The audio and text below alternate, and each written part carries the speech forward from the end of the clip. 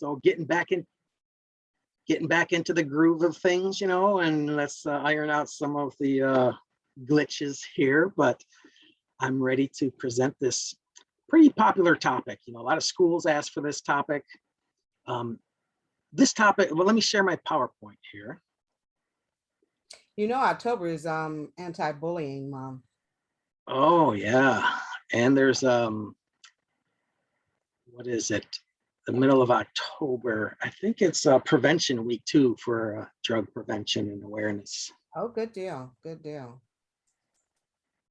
Okay, so I put this PowerPoint together for a school district that they were getting a lot of calls from parents complaining about their kid being bullied at school. The school would do the investigation and find out their kid's really not being bullied.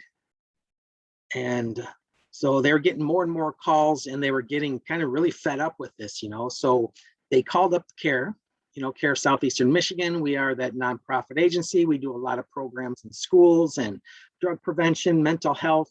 So, and we have all kinds of free presentations like this one. So they wanted us to come in and do a parent education on the difference between bullying and teasing, and what parents can do to help their children or understand their child if their child or youth is being bullied. So I put this together more so for an adult's look on their youth and what's going on in schools. But we could add to any type of youth bullying if somebody wants. Do they have capability of taking themselves off of mute and sharing? I can. Okay, so yeah, either you can put it in the chat and share a story, or give more detail if you have an example to what I'm presenting. So feel free to interact and add and put things in chats. And I want everybody to, get something out of this training. Raise your hand, you guys, raise your hand. Yeah, there is a raise hand button. If you want to speak, raise your hand and I'll unmute you. Okay. So let's look at teasing. Let's look at this question here. Do you think that teasing is ever okay? And you can put yes or no in the chat, or I don't know, because that's a good question. I mean, is teasing ever okay? Is it helpful? Is it part of our lives? Is it what kids do to grow up? So is it ever okay, or do we teach our kids never to tease and always be a friend and always be respectful? It's an interesting question. I think it depends on what the teasing is about. There is good natured teasing where, you have a camaraderie between someone and it's all in good fun. And then there's negative teasing where it's not positive. And so I think if it's positive, then there's nothing wrong with it. Yeah, right on track, Tony, because the answer is teasing is really part of our culture. So it's part of how kids communicate with each other. They're in social exchange to bond, form friendships, just like Tony was talking about. There's friendly banter back and forth. So it's really part of life. And as youth get older into their teenage life, they kind of experiment with their language. They have stronger language skills, and they use the strong language skills for sarcasm and teasing and stuff. So it is kind of like a healthy social exchange. Now, some people may disagree with that and say it's rude and disrespectful. Maybe it's cultural where you were raised not to, tease anybody, but it is playful and fun and really kind of how kids communicate. It shows that they can joke and still be friends. I like this this quote. I think it was by Rumi. It says, "If you're irritated by every rub, how will you ever be polished?" So if you have friends that they're doing friendly teasing, you can joke and still be friends. But just like Tony was just saying, that if it's done in the right way, right? If it's positive, and we're going to talk about the difference between kind of mean teasing, negative teasing that you mentioned, or is it really harassment or bullying? So it helps them learn to deal with constructive criticism. So it gives them a little edge, you know, and a little social kind of edge, and where they won't be hurt and be irritated by that teasing. It's part of how they relate. Like I said, their language skills are improving and they use it in a fun, playful manner. And it's used to influence each other or friends to change behavior for the better. And what that means, let's say, you know, somebody's on a basketball team or something, they're missing, you tease them. Oh, that nice shot, nice free throw, Johnson, you know, magic. And, you know, so you're kind of influencing them to change their behavior, get better, practice more. Or if it's relational, like in the lunchroom, and some girl is looking at her favorite boy on the next table, and her friends are like, oh my God, you're staring at Kevin again? Why don't you just go talk to him? So that type of teasing is actually kind of motivating or trying to change and improve somebody or something. So it's influencing change in others. Again, you can agree with that, or you can disagree with that. And we'll talk about conversations and how to, you know, because it's hard for kids to decipher, is this good teasing or is this bad teasing? You know, do they really mean that? So it's really hard for kids to determine if they're being made fun of or if it's playful. So to determine that if it's playful and such, see, I was just looking at some chats. Okay, if it's it's positive, it takes place in a strong relationship, so you guys know each other, or you know, you're comfortable, you know that there's no harm behind it. The teaser is using a joking tone, so they're like, yeah, good shot, magic. You know, so you can see that the little sarcasm, it's not done to humiliate. The person being teased doesn't look distressed. So if you're laughing and smiling along and understanding and have that banter, but if they tease you and you look hurt and distressed, then that's not positive anymore. We use teasing as a way of fitting in, and everyone's involved in it. So everybody gets an equal piece, right? So you tell a mama joke, he tells a mama joke, the other person, and everybody's sharing mama jokes. And, you know, it's everybody's fitting in and everybody's participating. And it's not meant to hurt. So sometimes I went to the mama joke, which is the pinnacle, the top. So if everybody's teasing and teasing and teasing, and then somebody crosses the line and maybe says a mama joke and that hurt, now it's really not positive anymore, because that person kind of crossed the line and now he did it or she did it to, you know, cause pain, to hurt somebody. But like I said, it's for kids and even for some adults, it's kind of hard to decipher, you know, is this negative or is this positive?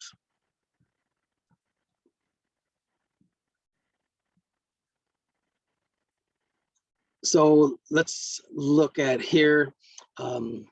When does teasing turn into bullying? I was doing some research on this and I saw this acronym and I thought it was an interesting acronym. If it's repeated, so it's ongoing, it's not just a one-time thing. The A, I think that's a pretty stretch in that acronym to use that article word as the acronym A. It should be RIP, really, imbalance of power. But the second letter there, the A, an imbalance of power. And I'll get into the types of imbalance of power when it does turn into bullying and turn into harm. And then the P, the purpose is to embarrass or exclude or hurt somebody else. So let's get a little deeper into those four markers. And they say all three of these really need to be there for it to be considered bullying. So all three of them really need to exist. And some markers, let's go a little deeper into the imbalance of power. It could be age. So if they're the same age and they're bantering back and forth, that's really not not bullying, unless, some of those other things in that last slide, right? If it's meant to harm, it's not equal, and it's consistent and persistent. So, but if it's like a 14-year-old teasing a 10-year-old or a 6-year-old or something, that is a huge imbalance of power. So we have to look at that. Size is also the imbalance of power. So if they're the same age, but one child is bigger than the other, taller, heavier, whatever that size differential is, it's an imbalance of power. Also verbal skills. Maybe somebody is really quick-witted and they have a sharp tongue, and they got quick verbal skills, and the person that they're teasing is a little slower. Maybe they have some cognitive delays. Maybe they just don't have that quick wit. Then that's imbalance of power. I don't have the language to keep up with your banter. Social skills also, if I don't have the social skills and somebody else, it's kind of related to that last part of that bullet point where it says number of children. Maybe another child has better social skills, they got a lot of friends, and you don't have great social skills and maybe isolated a little bit more. It's an imbalance. Just like race or gender. So if it's 2 against 1, or a group of people 4 against 2, any number differential that is imbalance of power.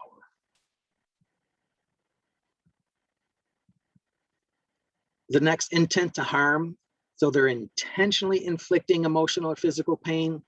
They expect that person to be hurt. Their actions will hurt somebody. They take pleasure in witnessing the hurt. So they're actually do it, and they like when the child shows the emotional response or cries or gets affected by it. It's almost like that, not the masochist who hurts themselves. Sadist, is it, where you enjoy other people's pain? So there's an intent to harm. The threat of further aggression. So the bully and the victim know actions can probably and will probably occur again. So they know it's going to continue, and there will be more threats and future aggression. And the last marker here is terror. So it's meant to intimidate and maintain dominance, right? So terror for the victim feels powerless to do anything about it. Now I keep using the word victim there, and I should change that. Victim has a little negative connotation to it, a little stigma. I went to a professional development training in business, in HR, and they were saying they're changing victim to object. So if there's sexual harassment, they say the victim, or bullying, the victim. So they're really changing that word victim, because victim sounds like the defenseless person. So they're saying the object. So it's the object of that aggressor's attention or behavior.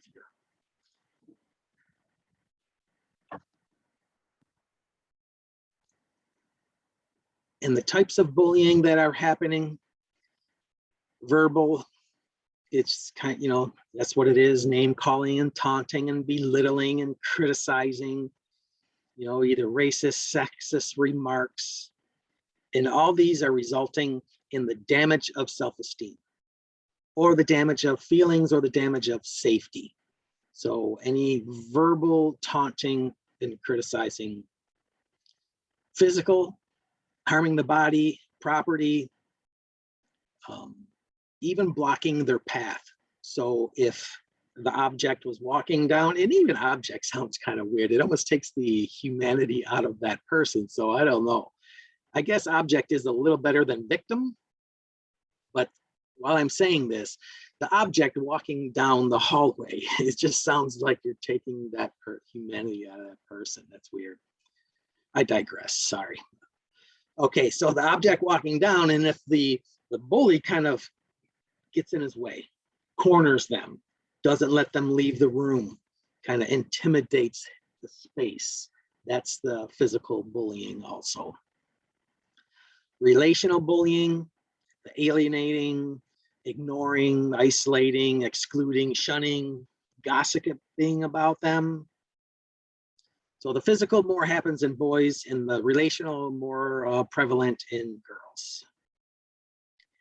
Then we have cyber bullying, using any of the electronic means and the social media to torment. You can send texts, emails, pretending to be somebody else, hacking into somebody's account and sending something to somebody else looking like that other person sent it. So there's a lot of creative ways that people cyber bully and humiliate their objects. I don't know. What do you guys think? Victim, objects? Does somebody have a different word? Because now I'm saying object and it just sounds so odd. Could you a survivor or? Yeah, the survivor. I know in domestic violence, they're always talking the survivor of domestic violence. So yeah, interesting. Okay. All right, Alan raised his hand. I hope you have some good ideas and some language. I'm mute, Alan. Yeah. Once you cross over into the negative, I think victim is appropriate. I mean, you're being victimized. You know, I had a student I was teaching 7th grade in Gary, Indiana, little short, pudgy kid. And you know, these cohorts, they travel together. This was in the projects, right? So this guy has been bugging the one in my classroom since 1st grade, right?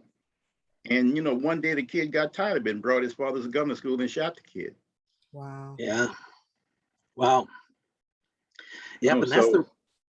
Go ahead, Alan. I'm sorry. Yeah, you know, it kind of crosses over. So, you know, victim is more descriptive in that particular in that instance to me, because once it crosses over into and you're damaging somebody, you're victimizing them, you're harming them. Yeah, yeah, I see that relation, and that does make some connections and make a lot more sense, because they are the victim of that harm that somebody's doing. Yeah. Yeah. Well, thank you for that. Mm-hmm. So what advice do parents give their children, or any adult? Could be teachers. What advice do they give the youth? What do you hear? You can type it in the chat if you want, or if you could, I don't know if you have the power to unmute, or you have to raise your hand and Tony will unmute. Just ignore it, usually, is the advice given. Yeah, a lot of parents correct. Oh, ignore them. Or they give excuses, you know, hurt people, you know, so they give all those excuses and placate that child. So these are the top 3 parents or adults give. Just walk away, ignore it, tell an adult. But we ask the kids and they say that doesn't work. You guys don't understand. So adults ask them, what does work? And the kids came up with some really creative ways on how to handle, you know, bullies and negative things said. So it's the whatever, yeah. So you're an idiot and blah, blah, blah, whatever. So that you can say whatever and walk away, or yeah, and your point is, but it does take some assertiveness. Okay. Go ahead, Alan. I think you have to consider that you're also protecting your image as well. I mean, you know, if you can walk away, and if somebody's really, you know, really in on you and it's all day, every day, you know, there's an image problem that you got to protect, you know, and ultimately it impacts your self-image. You know, if you don't, you almost have to respond some sort of way. You know, is it because, you know, because other things, well, if he can do it, I can do it to him too. Mm-hmm. You know, so the advice is not quite so, it's a bit of simplicity there. And it's almost, to me, it's the administration in the school has to get involved in something like that. You know, when I was an assistant principal, I never gave anybody the advice to ignore it. You know, Yeah. You got to deal with the perpetrators, you know, just as surely if it was a physical assault. Emotional assaults can be more damaging because it could be long lasting and not immediately apparent.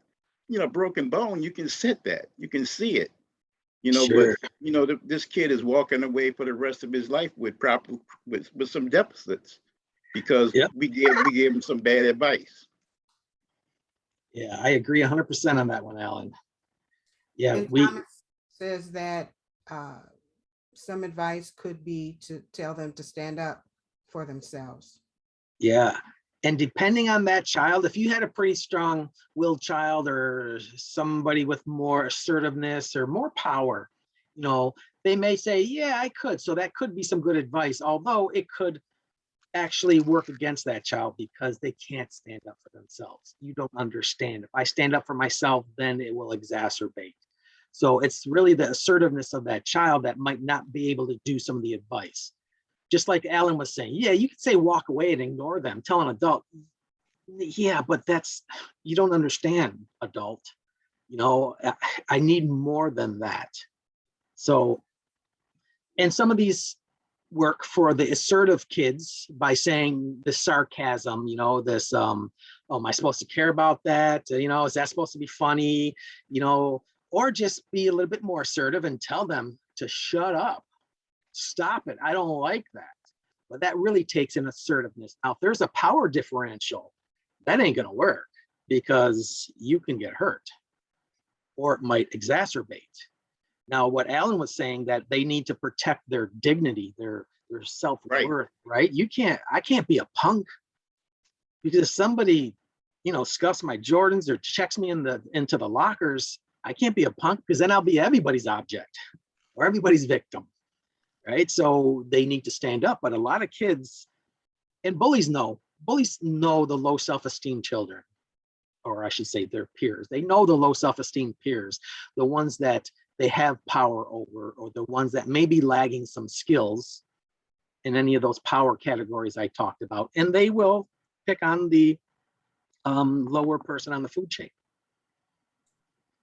So we're going to have some more things that kids can do or that parents could work with these kids. But remember these responses of this. And this last one, I watched this YouTube video that says anybody who says anything of any harm or sarcasm or rudeness or whatever it is, why would you say that? That's just like the best question. Why would you say that? What do you mean by that? And that is just like, and that bully is like, I don't know, I said it to her. You know, it's really kind of stops them in their tracks. Why did you say that? All right.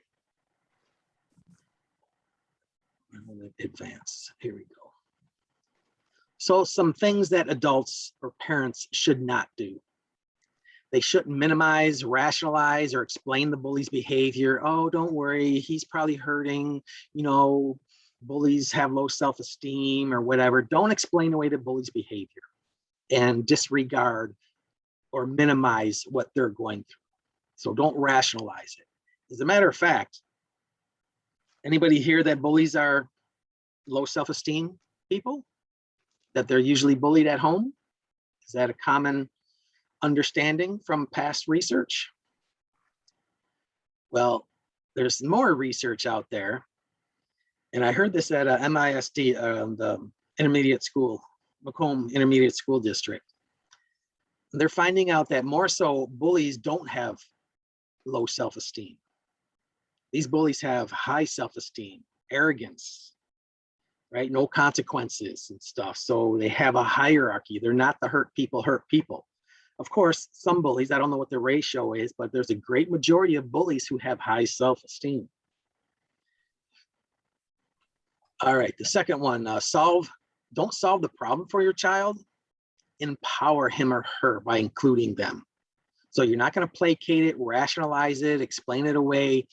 Don't solve it for them and call the school. I know bullying is really a scary thing. And you hear some things just like the story Alan talked about of that youth bringing a gun for retaliation. So If it is kind of teasing, negative teasing, I mean, if somebody is getting hurt and you see those signs and those 4 markers that were on the screen earlier, yeah, you are going to need to get involved and get to the school. But we need to empower that child to help them be more assertive and stand up for themselves. And we're going to give them some language skills coming up here. Tell a child, this one's kind of like the share earlier, and then say, stand up for yourself. So don't tell the child to fight back, physically or verbally. Now, I've had some back and forth with parents on this one. No, I want my kid, I tell them, and my father, you know, my father grew up in pretty rugged and in the streets and stuff and hustling. And he used to tell me, bullies, take the biggest one, kick them square in the jewels, take the biggest one out for, you know, he would tell me what to do, you know, and fight back and throw the first punch. That's my father always said.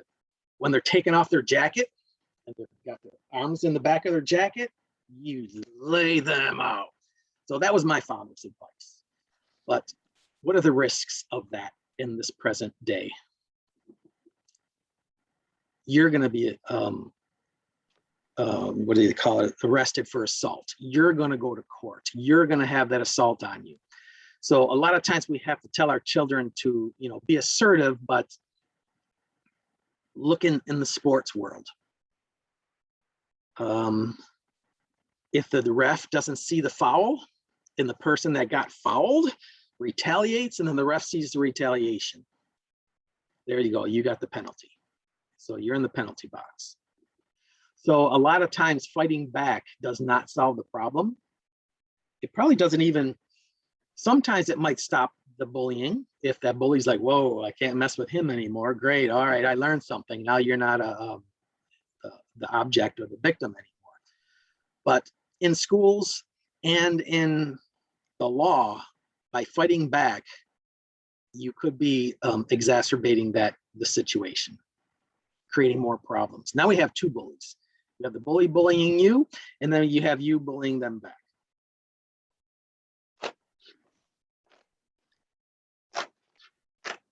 Any comments on fighting back or physically or verbally?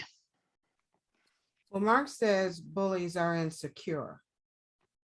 Yes, and a good percentage of them are insecure.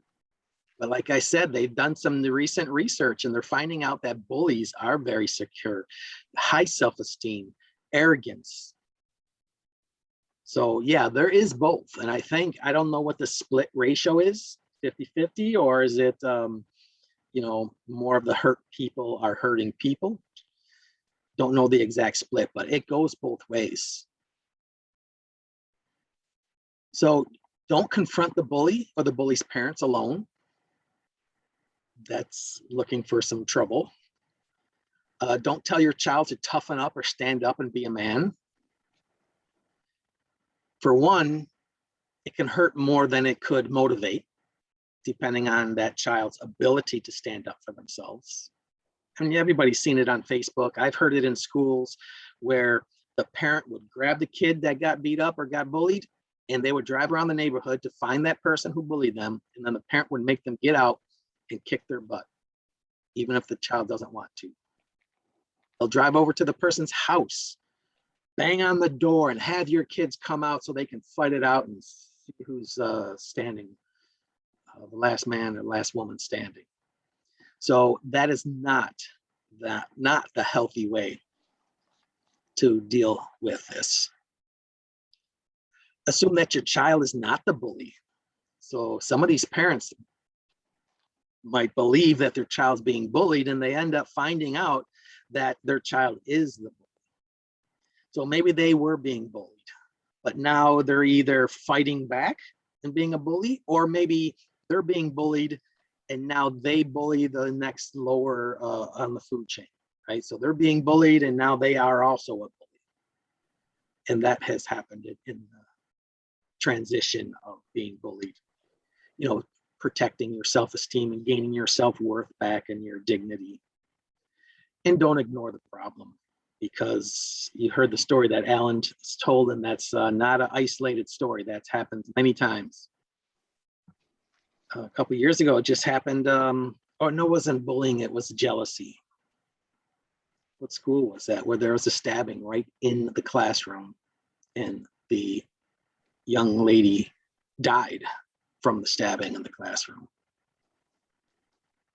It was a Warren school in the south. I can't remember the name of the school. All right, no worries. So questions to ask. So if you think your kid's being bullied, or you see some of this teasing and stuff, ask your child, or even if you're a teacher, ask the youth. You know, the kids who are teasing you, your friends. Do you like when they tease you? Some kids don't mind it. Some kids like having a nickname.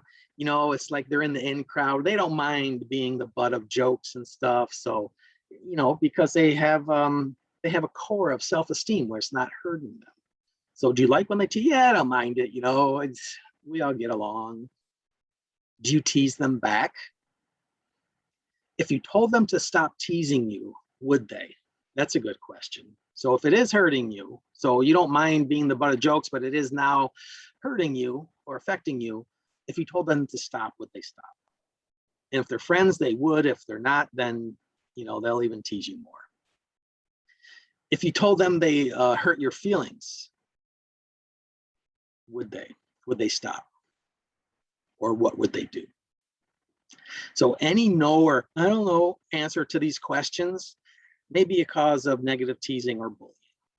So this is just like a nice evasive way to talk to the youth being bullied to get a little bit more information without using that, you know, walk away, stand up for yourself, you know, don't let them hurt you.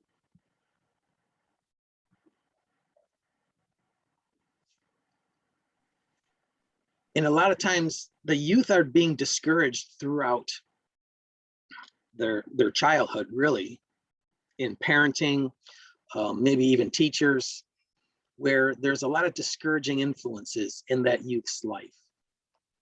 Teresa and I do all the parenting workshops and the parenting presentations, and some ways that we discourage our children is focusing on mistakes. So every mistake you point out. So now we're really lowering their self-esteem. They don't have any confidence in themselves, and now they're looking like a victim in the schools or in the neighborhoods. Expecting too little from them, that is, you know, pampering them. Oh, I'll do it for you. Oh, honey, let me do that. You know, just expecting too little. Every time they start a project and maybe they're struggling with it, you finish it for them because I don't want them to struggle. Or expecting too much. That's another huge one where, you know, if you would have studied harder, you could have got them all right. You know, so you're expecting too much. Maybe they don't have the language skills to be assertive, right? Maybe they have emotional delays, cognitive delays, and you really don't understand that, and you keep pushing them and expecting too much from them. And that's really going to lower self-esteem and, you know, have that victimhood in them because why even try? And overprotecting and pampering. Now, those are just a few ways out of the curriculum that Teresa and I teach that discourages, but there's a lot of other discouraging influences of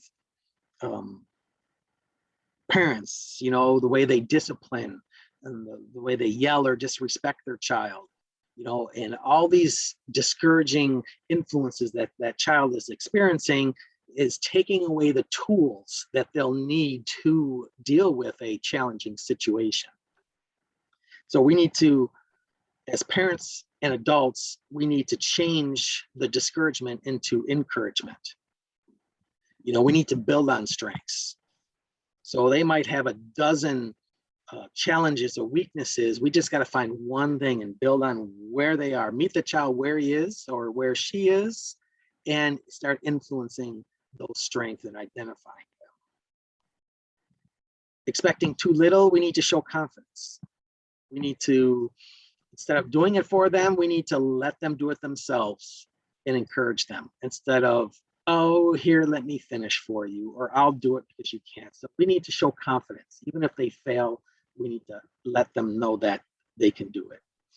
So showing confidence, if they are being bullied, expecting too little would be a parent going in there and solving the problem, because you didn't expect your child to maybe teach and stand up for themselves with some help and support. You just went and took care of it. You called the school, you demanded this and you demanded that. We need to slow it down and help that child build the confidence enough to deal with those challenges in their lives. Expecting too much, we got to value the child where they are. Whatever deficits they have, we need to help them grow and start that foundation where they are without expecting them to be somebody else or have some other tools that they don't have. In overprotecting, we need to stimulate independence by starting in childhood. A 2-year-old, 3-year-old can help you drag clothes out of the dryer. You know, we need just to have them start doing things on their own, making their own snacks as they grow up to be school age. All of these things, the strength and the confidence and the valuing and the independence, help that child deal with challenges, deal with a bully, deal with some negative teasing.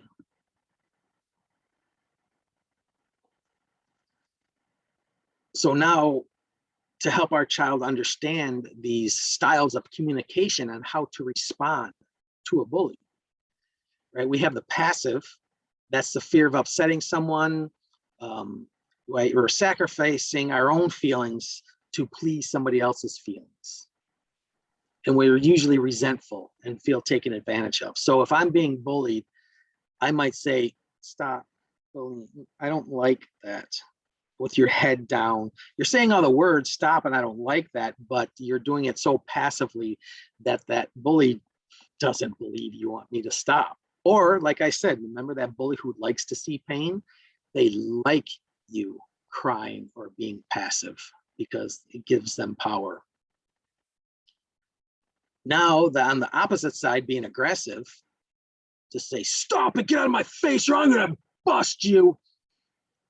Now, that's not the healthiest way to respond either, because that probably will lead to a fight. It's hostile. Will it stop the bully? Possibly, but it's not the way we want to help our child deal with confrontation, right? We want to help our child protect themselves, of course, but we need to teach them language skills on how to deal with that adversity, with those challenges. Because if everybody goes solves their problems with aggression, we kind of have a society almost like that right now, right? Everybody's defending, everybody's get out of my face, everybody's fighting, fisticuffs right away. You intimidate me, I gotta, show power. We need to model and teach kids how to communicate, how to solve problems with language. They say, what's that quote I always say here? Vocabulary predicts behavior. I really like that. Vocabulary predicts behavior. If I don't have the vocabulary to kind of stand up for myself and to be assertive, right? If I don't have the vocabulary to say, I don't like what you're doing, it's hurting my feelings, I want you to stop, I'm gonna just punch in the mouth, because I need to protect myself, but I don't have the vocabulary, the communication skills to do it. So what do I go to? Just like 2-year-old mentality, right? You take my ball, I scratch your eyes out, because I don't have a vocabulary to say, that was my ball, I was playing with it. If you want to play, we can share and take turns. But when you take my ball when I play with it, that's unfair and I don't like it. Sure, a 2-year-old can't say that, right? They can't articulate that, so they just scratch the other person's eyes out. Passive aggressive, this is that indirect communication, where it's sarcasm. Your face or body doesn't match the words coming out of your mouth. That's the best way to describe passive aggressive. And I think all of those responses that the kids were saying, like, yeah, whatever, and is that supposed to be funny? You know, that's kind of all passive aggressive, but it's fine for the youth to stand up for themselves, right? So you're not being walked on and you're not being aggressive and punching them in the mouth, but you're kind of protecting yourself. And for youth in bullying, I think the passive aggressive sarcasm could be a helpful tool.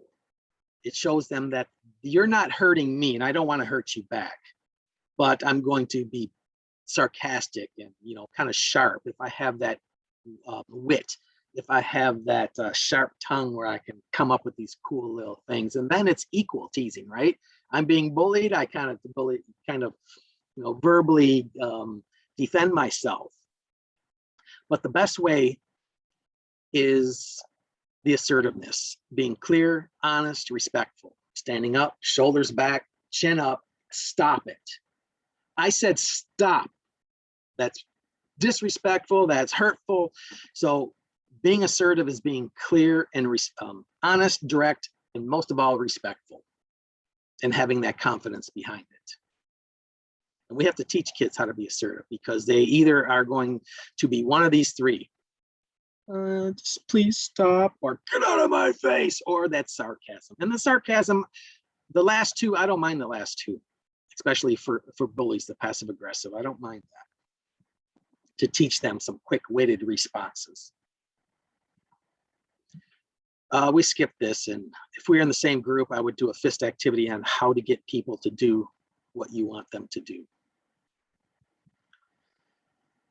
Now, for parents or teachers or any adults communicating with the youth, they kind of use you messages a lot. You messages discourage cooperation. They contribute to low self-esteem. So it's almost like the adult is bullying the youth with you messages. You always, you never, you should. If you don't, then this is going to happen. You know, how could you? Why would you stop already? How many times must I tell you? All those are nagging, putting down, blaming. So it really lowers self-esteem. So when we're communicating with youth, you know, we really need to use more respectful language, as in, you know, I should have been the next slide here, but iMessages and reflective listening. I was a safe adult for my goddaughter. And across the street from my goddaughter was a family with 4 kids, and I'm really close to them. They're like family. So I'm the adult, and there's a bunch of school-age kids. We're all sitting on the trampoline, and my goddaughter, my niece, going through a lot, and I was her safe person that she can share with. She tells me everything because her and her father don't have a good relationship. And I was sitting there listening, using these communication skills. I'm going to skip this and go to these communication skills. Using iMessages, reflective listening. Wow, that must be really hard. You know, I feel concerned when you don't want to go to school anymore because, you know, it could affect your grades. Instead of, you better go to school. What do you mean you're going to stay home? You got to do what you got to do. You can't quit. And, you know, all those you messages. And reflective listening, when they have an emotional reaction or response, or you just see it in their body, wow, you seem really overwhelmed or scared because people are picking on you. That must be really hard to sit and let them sit with the feelings before you go into problem solving. Before you go in there, we want to empower that child. We want to let that child be heard, let them talk, and us listen and reflect. And then ask these clarifying questions. Like, you know, I feel really concerned when you don't want to go to school because, you know, it can hurt your grades, and we really need to find out what's going on. So what can you do? Why is this happening? How can you change things? So iMessage, open it in question. Reflective listening, you seem really overwhelmed about what to do with, you know, because your friends are, you know, teasing you. What do you think you can do? Where are they doing this? what's going on, what situations, and get them to talk about it. So these clarifying questions in place of the you messages are just incredible for that child to feel safe enough to talk about it. All right, now we'll go back to this slide. I had them out of order. This is called the prevention talk. And you can use this in bullying, in drug use, just any type of risky behavior. You want to prevent something that's happening or something that might happen in the youth's life. So first, identify the potential problem at risk. I'm concerned about these drugs at these parties that you're going to. I'm concerned about, a lot of bullying going on in school I've been hearing about. I'm concerned about, you staying out too late and, going over that girl's house all the time. Whatever the problem is, just identify the potential problem. Not you better, and you're not going to any more parties, whatever that is. You're just identifying the problem. The second part is share your thoughts and feelings about the problem, but ask an open-ended question and let your child go first. So, I'm concerned about, bullying and things that are going on. I've been hearing in the school. What are your thoughts about that? No big deal, or whatever the child's responding.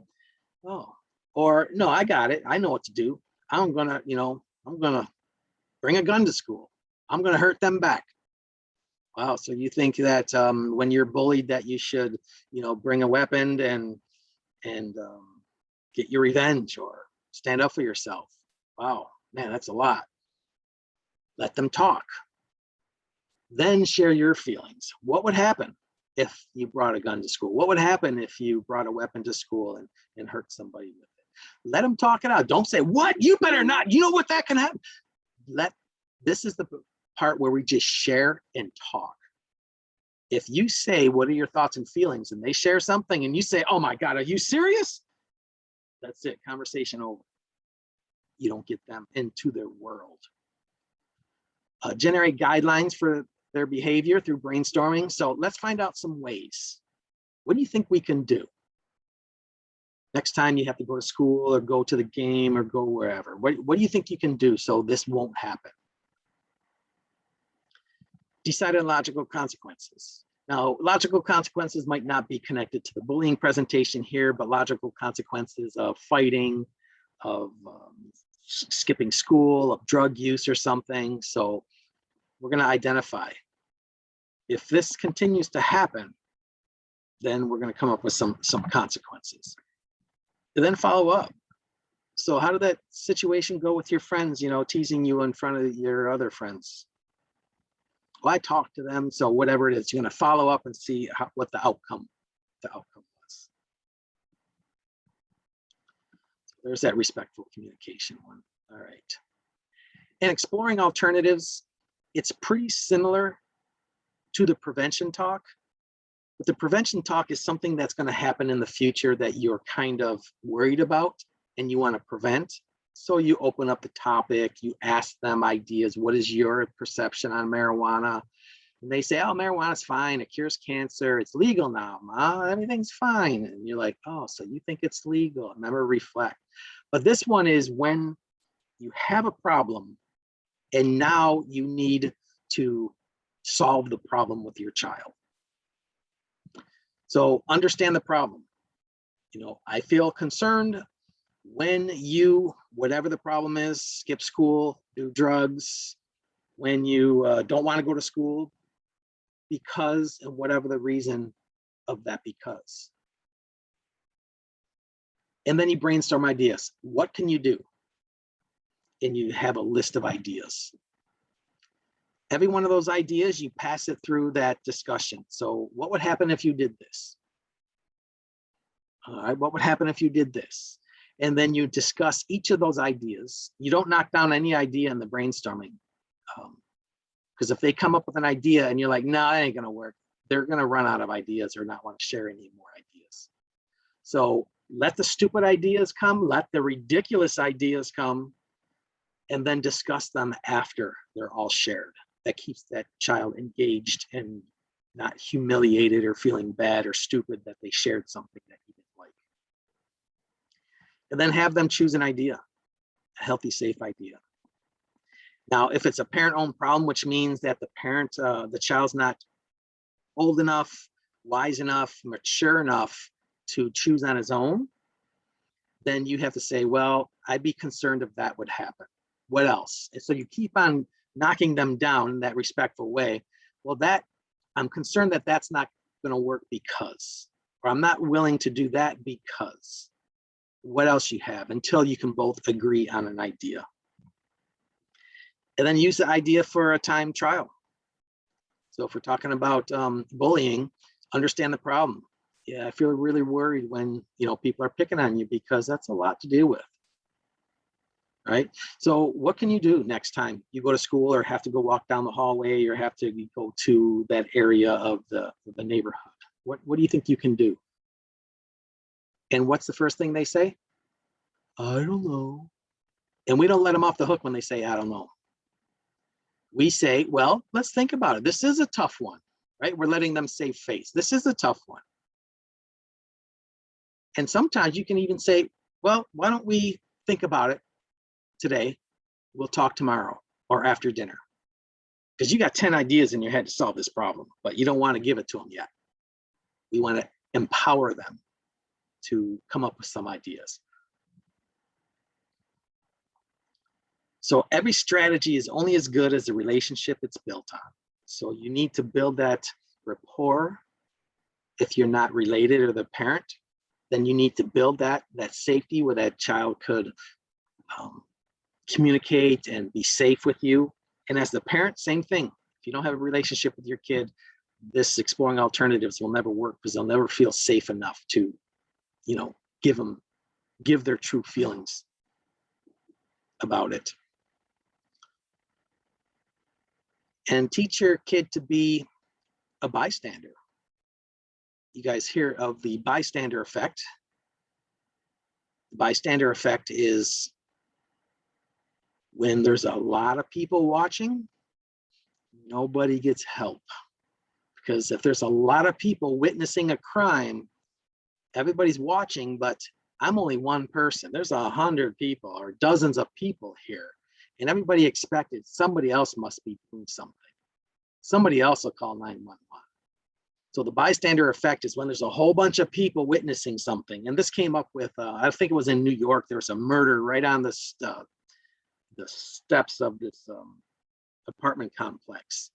Everybody's watching out their windows. Everybody's watching and nobody called 911. And everybody, they asked, why didn't you call? It's like, well, I just imagined somebody else called because there's so many people. But when there's only one person watching or two people watching, they're more likely to help. And they call that the bystander effect. So teach our kids to be a bystander. A bystander is somebody who's going to help support that person being bullied, the victim. Tell the person, hey, stop that, that's rude. Stop. Don't just watch. You could get help because some people might not want to get involved because then they're the object of the abuse. So the bystander could run and get some help, tell an adult. Don't spread the rumor. Another thing that the bystander can do is don't even deal with the perpetrator. Just go stand next to the person being bullied. Put your arm around them or say, hey, man, let's get out of here. You can just be there in proximity and support. Hey, don't worry about it, man. Let's get out of here. And that is the bystander, so you're letting that person know that he has people around. But if you're assertive enough, do that. Hey, that ain't cool, dude. And teach our youth the difference between tattling and telling. Tattling is na na na na na, I'm going to tell on you to get you in trouble. Telling is telling to protect somebody. You're telling to protect, Tattling is telling to get somebody in trouble. And let our kids know, because, right, snitches get stitches and nobody wants to rat somebody out. But if we tell our youth that you're not ratting them out, you're protecting them. So there's a big difference between tattling and telling. And one more thing, it's really about how someone feels. So notice the signs, send clear messages, and be that bystander and safe adult for that youth. That's the biggest thing, is encourage that youth that's being bullied or just being teased. We need to give them confidence, encouragement, teach them assertiveness. And we are at the end of our time here. So just some things you can share if you want. You know, what did you learn? What will you do? Maybe I didn't teach anybody anything new. It's just reminding you of what you may already know, and just ways that you can help. There's a great program called Holler Back. If you ever see Holler Back, it's a program on harassment, protecting you know, the marginalized populations, LGBTQ, and it's a really great training. I took it. It's virtual. It's a wonderful training called Holler Back. All right, folks. Anybody have any questions? Anybody want to share any comments? Raise your hand, let me know. So I'll unmute you. Otherwise, we'll put an end to our presentation today. Thank you again, Joe. It was great. And we'll see you guys all on Tuesday. No, what is today? Today's Thursday. Yeah, Tuesday. Tuesday. We'll see you on Tuesday, and we'll be talking about Addiction 101. Thanks so much, you guys, for joining. Have a great afternoon, folks.